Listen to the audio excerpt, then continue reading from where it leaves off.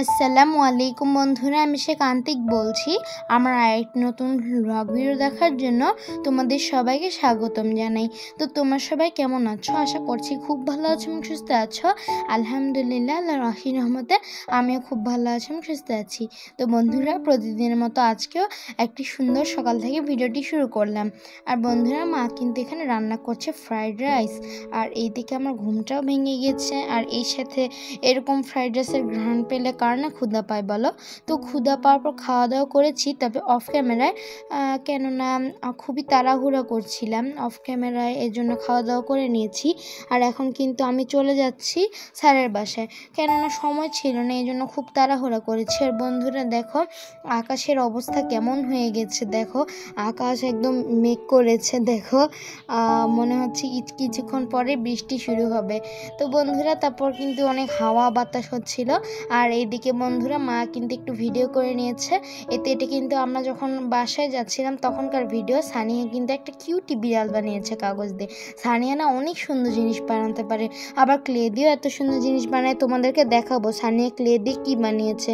আর কোচিংয়ে যাওয়ার সময় কি মেঘলা আকাশ, আর এখন দেখো কি সুন্দর আকাশ, মনে হচ্ছে সমুদ্র সৈকতে চলে এসেছি, তাই না? এত সুন্দর, একদম ঝলমলে রোদ, আর নিচে একটু ভেজা ভেজা আছে, কেননা হালকা বৃষ্টি হয়েছিল, এজন্য সব কিছু ভিজে গেছে।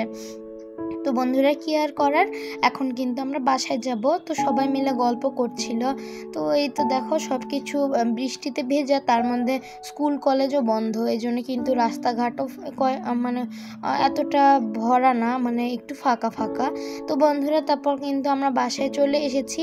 আর মা কিন্তু মাছ রান্না করতে চাচ্ছিল, কারণ এতদিন মাংস খেতে খেতে আর ভালো লাগছে না। তো কি আর করার, পরে মা হচ্ছে বাবাকে কল দিয়ে বলছিল যে মাছ কোথায় থেকে পাবো। তো বাবা বললো কি মাংসই রান্না করে নাও আজকে। তো এই জন্য কিন্তু মা আজকে মাংসই রান্না করে নিচ্ছে। তবে রাতে কীভাবে মাছ রান্না করবে এটাই মা খালি ভাবছিল। তো মা এই চিন্তাই হচ্ছিল, তবে মাছওয়ালা কিছুতেই আসছিল না আজকে। তো বন্ধুরা, এখানে কিন্তু মাংসর সাথে খাওয়ার জন্য মা কিন্তু পটল এবং আলু ভেজেছে। এভাবে ভেজে মাংস দিয়ে খেতে ভালো লাগে। তো বন্ধুরা দেখো, মা কিন্তু নিজের জন্য একটু পটল ভাজি করে নিচ্ছে, কেননা মায়ের এত মাংস খেতে ভালো লাগছে না, এই জন্য মা পটল ভাজি করেছে। আর বন্ধুরা, এই তো দেখো মা কিন্তু সুন্দর করে চিকেনটা রান্না করেছে। তো দেখো কত ইয়ামি লাগছে না দেখতে, চিকেনটা এত ইয়ামি করে রান্না করে। তবে এরকম পটল আর আলু দিয়ে খেতে না অনেক মজা লাগে। তো আর আজকে কিন্তু মা এভাবে ভেজে পটল এবং আলু দেবে, তো এই জন্য কিন্তু খেতে অনেক মজা লাগবে। তো দেখো একদম গ্রেভি হয়ে গেছে। এখন কিন্তু মা একদম কষানো শেষ মায়ের। তো এখন কিন্তু এই পর্যায়ে মা পটল এবং আলু দিয়ে দিবে। তো এগুলো কিন্তু ভেজে ভেজে দিলে খেতে ভালো লাগে, তোমরা এভাবে ট্রাই করতে পারো, খেতে কিন্তু তোমাদের দুর্দান্ত লাগবে। তো এরকম দুর্দান্ত খাবারটা না আমার অনেক ভালো লাগে, তো তোমরাও ট্রাই করতে পারো। আর মা কিন্তু এরপরে দেখো এখানে পটল ভাজিটাও করে নিচ্ছে। পটল ভাজিটা মায়ের প্রায় রান্না হয়ে গেছে। মা শুধু দুপুরে রান্নাই করেছে, ভেবেছিল যে মাছ কেটে রাখবে, মাছওয়ালা আসলে মাছ নিয়ে কেটে রাখবে রাতের জন্য। তবে বন্ধুরা, আজকে এটা হলোই না, মাছওয়ালা আসেনি, মা অনেকক্ষণ অপেক্ষা করেছিল। তো অবশেষে মা গোসল করেই ফেলেছে। তো বন্ধুরা, তারপর কিন্তু মা ভাবছিল কি রাতে রান্না করতে হবে এখন। তো বন্ধুরা, কি আর করার, আজকে মাকে রাতেই রান্না করতে হবে। আর এই তো বন্ধুরা, এখন কিন্তু পটল, আলু এবং মাংস এগুলো সব কিছু দিয়ে কিন্তু আমি খেয়ে নিচ্ছি। খেতে কিন্তু দুর্দান্ত ছিল, অনেক মজা বন্ধুরা। আর যেহেতু মা মাংসের মধ্যে পটল দিয়েছে, তাই আমি পটল ভাজিটা খাইনি, আমি এগুলো দিয়ে খেয়ে নিয়েছি। মা পটল ভাজিটা খেয়েছে। তো এরকম পটল দিয়ে কিন্তু মাংস ভালো লাগে আমার। আর আমার তো লেগ পিস অনেক প্রিয়, এই জন্য মা আমাকে লেগ পিস দিয়েছে। আর খাওয়া দাওয়া শেষ করে আমি না একটা মিষ্টি ঘুম দিয়েছি মায়ের সাথে, এতই ঘুম পেয়েছিল বন্ধুরা, সকালে তাড়াতাড়ি উঠেছি এজন্য। তো তারপর ঘুম থেকে উঠে দেখি নাহি এসেছে, তো তার সাথে কিন্তু একটু গল্প করছিলাম। তো অনেক কিছু নিয়ে গল্প করছিলাম, আসলে কোন পশুর দাম কত, এগুলো সব কিছু নিয়ে। আর তারপর কিন্তু আসরের আজান দিয়েছে, আমি নামাজ আদায় করে নিয়েছি, এবং একটু পরে কিন্তু সানিহা এসেছে। তো সবাই মিলে গল্প করছিলাম। পরে মাকে বললাম মা ছাদে যাই, মা বললো আচ্ছা যাও। তো তারপর কিন্তু আমরা তিনজন মিলে একসাথে ছাদে গিয়ে অনেক মজা করেছি। আর আমাদের ছাদে একটা চমক আছে, তোমাদেরকে কালকে দেখাবো ইনশাল্লাহ, আজকে দেখাতে পারলাম না, তবে এখনও বলতেও চাচ্ছি না, কারণ আমি তোমাদেরকে সারপ্রাইজ দিতে চাই। তো বন্ধুরা তোমাদেরকে পরে বলবো আমাদের ছাদে কি চমক আছে এবং দেখাবো, ভিডিও করা হবে। আর ছাদ থেকে নেমে আমরা কিন্তু বাইরে গিয়ে খেলাধুলা করছিলাম। তো আমরা কিন্তু মাঝে মাঝে এখন ছাদে যাচ্ছি, কারণ ছাদে খুব ভালো লাগে। তো বাইরে কিন্তু অনেকটাই খেলাধুলা করেছি। আর একটু বৃষ্টি ছিল, তো হালকা হালকা বৃষ্টি হচ্ছিল, পরে থেমে গিয়েছিল এবং আজান দেওয়ার পর এমন ঝুম বৃষ্টি শুরু হয়েছে, দৌড় দিয়ে বাসায় চলে এসেছি। আর বন্ধুরা এখন তোমাদেরকে দেখায়, তোমাদেরকে বলেছিলাম না সানিয়া ক্লে দিয়ে একটা জিনিস বানিয়েছে, এটাই সেটা, একটা কিউটি টেডি। সানিয়া এত সুন্দর করে ক্লে দিয়ে জিনিস যত্ন করে বানায়, দেখতে না অনেক সুন্দর লাগে। আবারও কাগজ দিয়েও এত সুন্দর জিনিস বানায়, মাশাআল্লাহ অনেক সুন্দর। দেখো টেডিটাও কিন্তু দেখতে অনেক সুন্দর হয়েছে। আর আমি চোখ মুখগুলো খালি আঁকিয়ে দিয়েছি।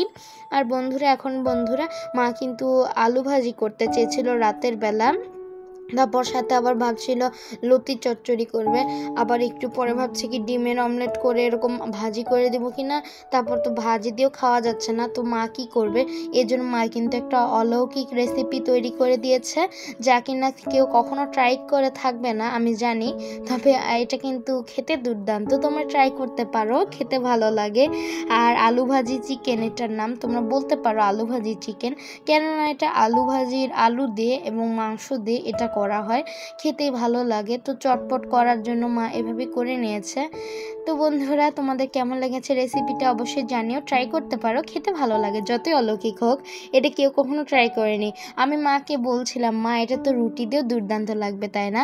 তারপর মা বলে হ্যাঁ এটা অনেক মজা লাগবে, কেননা আলু ভাজি দিয়ে রুটি ভালো লাগে, তাই এটা দিয়েও খেতে ভালো লাগে।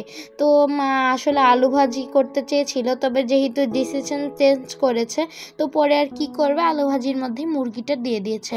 আর বন্ধুরা দেখো মা কিন্তু লতি চচ্চড়ি করেছে একটু শুটকি দিয়ে, আর সাথে কিন্তু আমসত্ত্বের একটা চাটনি ছিল, তো সেটাও কিন্তু মা আমাকে দিয়েছে। আর এটা কিন্তু চিংড়ি শুটকি তো আমার ভালো লাগে। তো তোমাদের কার কার চিংড়ি শুটকি প্রিয় আমাকে অবশ্যই জানিয়ে দিও। আমরা অনেক খালামুনিদেরই শুটকি অনেক প্রিয় জানো। আর বন্ধুরা আমি তো প্রতিদিন রাতেই গোসল করি, তো আজকেও কিন্তু গোসল করে খাওয়া দাওয়া সেরে নিচ্ছি। তবে আজকে আমি একটু আগেই খাওয়া দাওয়া করে নিয়েছি, আসলে আগে খাওয়া দাওয়া করলে ভালো হয়।